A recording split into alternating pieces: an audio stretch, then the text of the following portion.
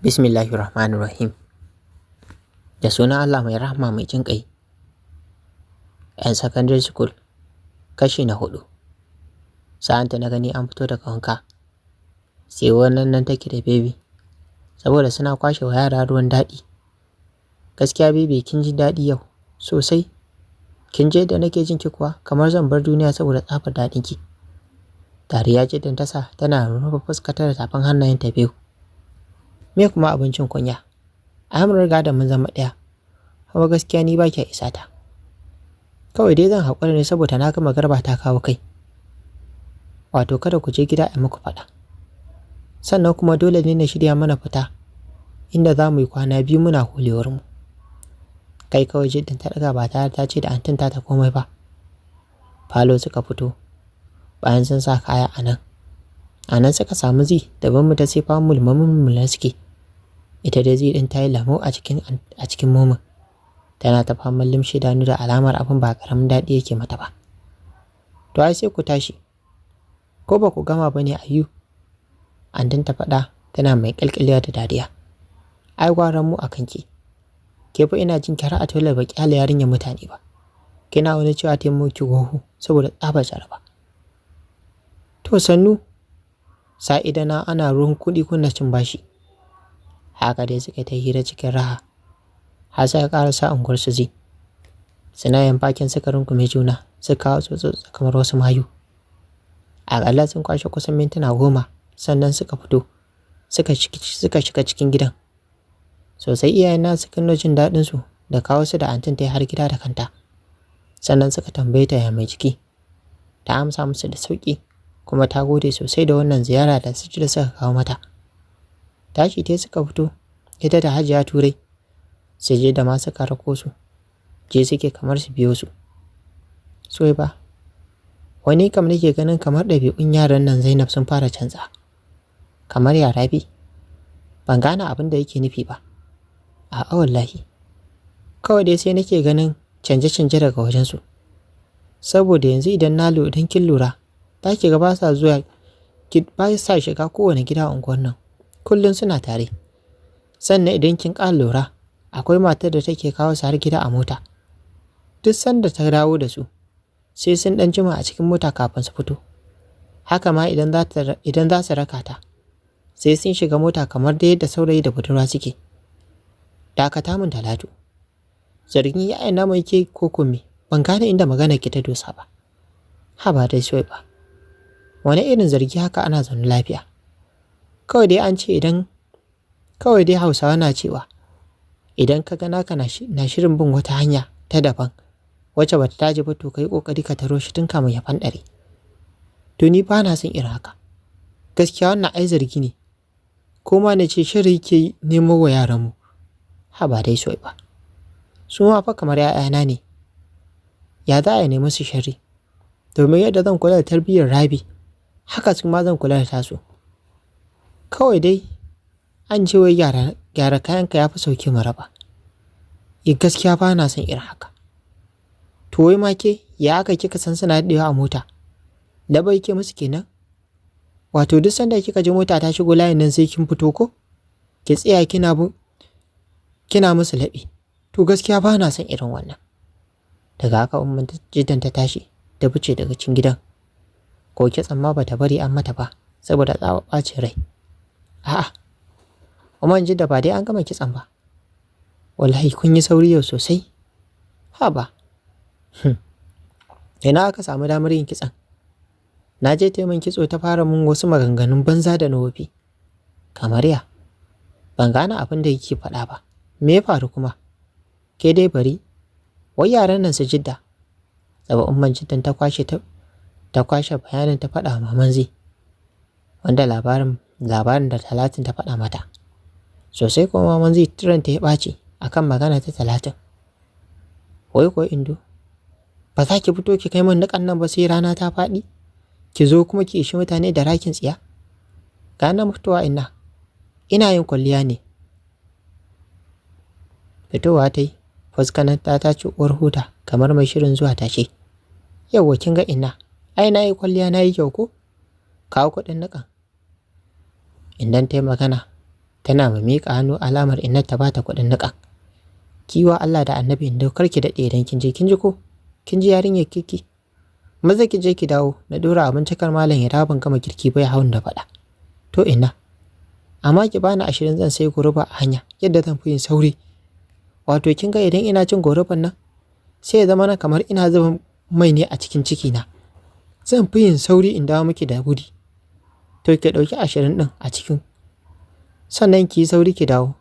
Haka zalika kada a tsaya kula maza. Da fatan kin fahimce ni. Inna ta magana tana mai ja mata kunne. Alamar gargaɗi take mata. To inna, daga haka idan ta waje abinta. Sai faman yan wake-wake irin nasu yanayin ƙauye take yi. Tana kaɗa kai. Kin ga wannan? Ki dinga sha saboda kada ki samu ciki.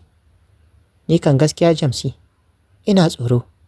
Wallahi yanzu ma na rasa, yanzu kin ga na rasa budurci na ba tare da aure ba. Sannan akwai barazanar iya samun ciki a koda yaushe. Gaskiya Jamsi ni dai ina tsoro har ga Allah. Kin ga madam, karfa ke zama yar ƙauye mana. Sai ka ce ba wayya ba. Ya duk wadda kika ya samu ciki ai ta so. Yanda ki dinga shan wannan maganin kamar yadda na faɗa miki. Inda kina sha akan yadda na faɗa miki shikenan ba za ki samu ciki ba. Maganar budurci kuma ba za ki aure ba. To idan kin tashi yin auren, ni da kaina zan raka ki har asibiti a miki ɗinki. Shikenan? To shikenan Jamsi. Amma shi wannan maganin ba shi da wata matsala? Ina nufin ba shi da side effect? Saboda kar nan gaba fa zo ya harfa min da wata matsala. Ba shi da wata matsala malama. Ni shekara ta nawa ina amfani da shi. Kuma gashi nan har yanzu bai bani wata matsala ba. Kawai dai idan kika zo period ne zaki ga ya ɓace, idan kuma kika daina sha zai dawo normal. Shikenan zan dinga sha, amma gaskiya ba zan bari kullum ni ya dinga shikata ba.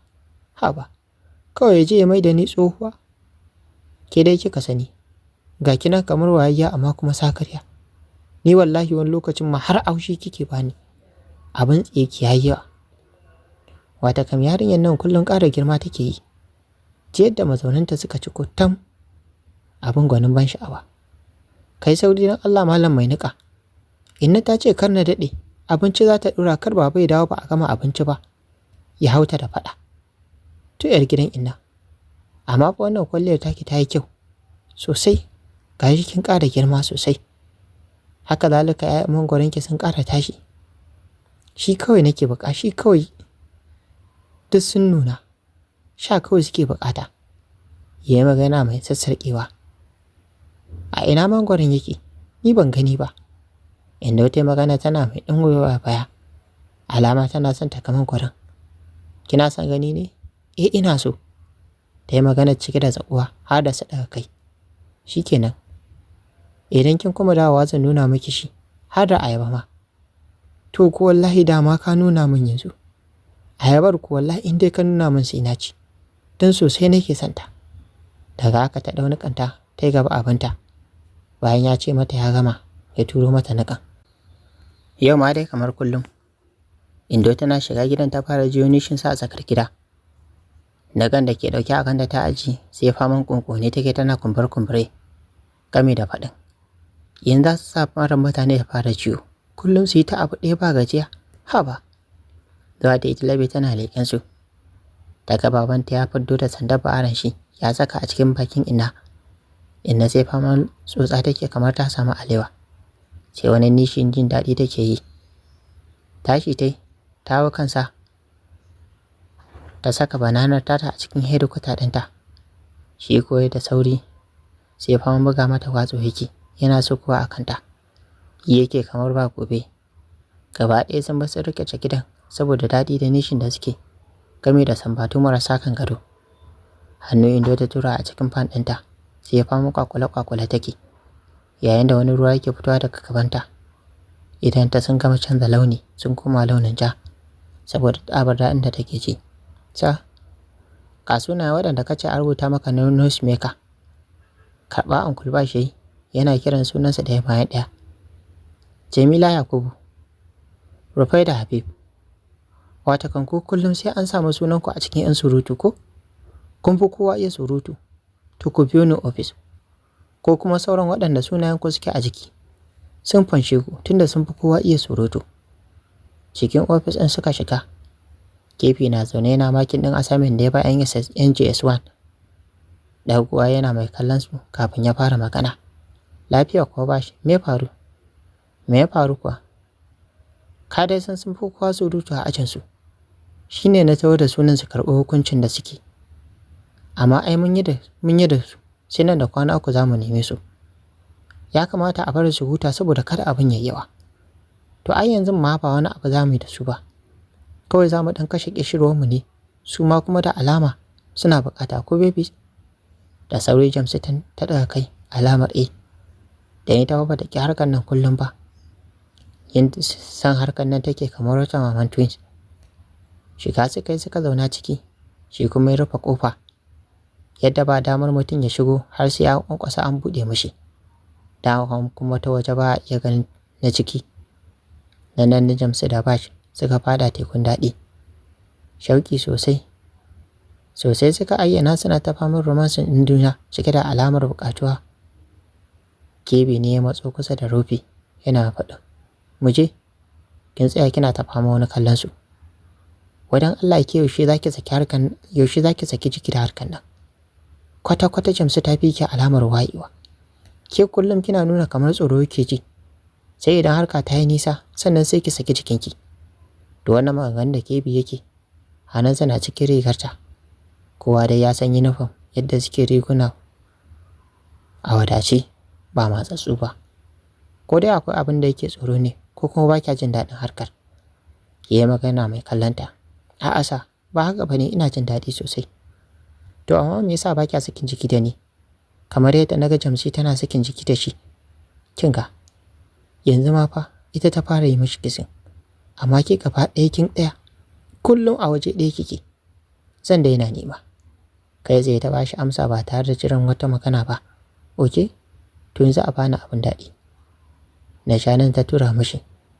Dan ta san yana masifar ɗaukar mishi hankali. Bakin shi ya kai da sauri, ya kama tsotsa yana mamula su kamar wani ƙaramin yaro. Gaba ɗaya su Jamsi sun manta da inda suke. Zuwa yanzu sun cire kayan da ke cikinsu. Harka ta yi nisa sosai daga cewa romansin kawai za a yi. Ne ce kawai suke a cikin ofis ɗin. Gaba ɗaya sun manta inda suke. Gaba ɗaya ba shi a gama rikicewa. Saboda wani kalar sha da Jamsi take kulkun shi kamar ta samu alewa. Har da sa haɗa da tanɗewa.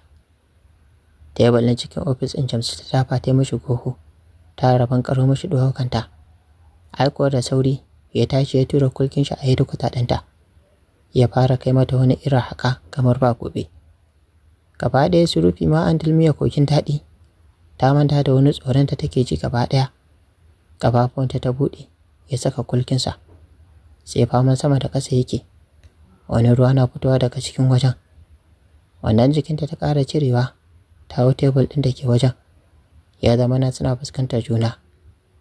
Sosai yake jin daɗinta. Bakinsa ya kafa a wajen ya fara wani irin sha. Yayin da hannunsa kuma yake murza mata na shananta. Tashi ya sai ta bananar sha a cikin rikuta ɗin ta fara saka mata. Sai da wutar ta ɗauke ta wani ɗan lokaci sannan suka dawo daidai saboda wani irin daɗi da suke ji wanda yake ziyartar su tun daga tsakiyar kai har zuwa ƙasan ƙafafunsu. Ne shi kawai suke gaba ɗayansu sun gama rikice ofis ɗin saboda tsanin daɗi banda gurnani babu abin da suke. Alhaji, dama wata magana ce ke tafi da ni. To Allah da ya sa lafiya Alhaji Mamma. A lafiya kalau alhamdulillahi. Dama dai akan yaran nan ne na wajen mu. Wato Umar. Na yi magana da shi tunda dai an riga an gama makaranta kuma har an samu aiki. To shi ne maganar aure. Shin ya samu yarinyar da yake so ko a'a? To shi ne fa yaron nan sai ya ce ai shi dai yarinyar ta wajen ka yake so. Wato Rufaida. Masha Allah. Wato abu ya yi kyau Alhaji. Ai gwara a dinga ɗaukar na gida. Kada a je a ɗauki na waje gida bai ƙoshi ba. A je a baiwa dawa. To amma sun yi magana da ita ma mantawa ne? A gaskiya dai ba su ba. Dan na tambaye shi ya ce ba su yi ba. Hasali ma rabon da ya ga yarinyar wajen shekara 2 kenan. Don wancan hutun da ta je mana a nan ya ganta kuma ya ji ta mai. Allah sarki Umaru bawan Allah. Ai shi kenan ba komai. A iya sani na dai mama na bata da wani tsayayyen saurayi. Kuma na san za ta amince da shi 100%. Masha Allah. Wallahi na ji daɗi sosai Alhaji Habib. Saboda samsam ban yi zaton za ka amince mu ba. Ha ba dai Alhaji Mamman. Me zai sa na ƙi amincewa da Umaru? Ni ma faɗa ne a wajena. Ni kuma iya neman mai a wani wajen ne. Ballantana kuma a ce a gida? Ha ba. Ai abin ya zo da sauƙi. Wannan abu ya fi mun farin ciki ma fiye da tunaninka. To Allah ya mana jagora. Ya haɗa kanmu ya kuma tabbatar mana da alkhairan da ke cikin wannan haɗin. Amin. Amin ya Allah.